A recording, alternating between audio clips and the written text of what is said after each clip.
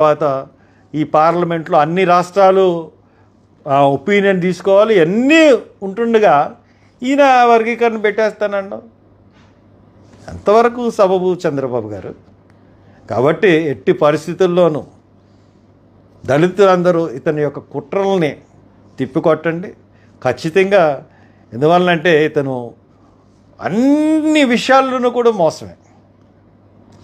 ఈ రోజున బీజేపీ ఊచకోతకు వస్తుంది ఉత్తరప్రదేశ్లో దళితుల్ని.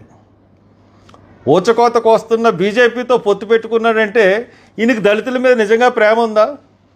ముస్లిమ్స్ని మరి ఊచకోతకు వస్తున్నారు, ముస్లిమ్స్ మీద ప్రేమ ఉందా? ఈ ఎలక్షన్ను జిమ్మిక్కులు చేయడంలో చంద్రబాబు నాయుడిని మించినోడు ఎవడు లేడు. కాబట్టి నేను దళిత జాతి అందరికీ నేను చెప్తా ఉన్నాను, ఎట్టి పరిస్థితుల్లోనూ ఈ చంద్రబాబు నాయుడు అన్నవాడికి మటుకు ఎట్టి పరిస్థితుల్లోనూ ఓటేయకండి.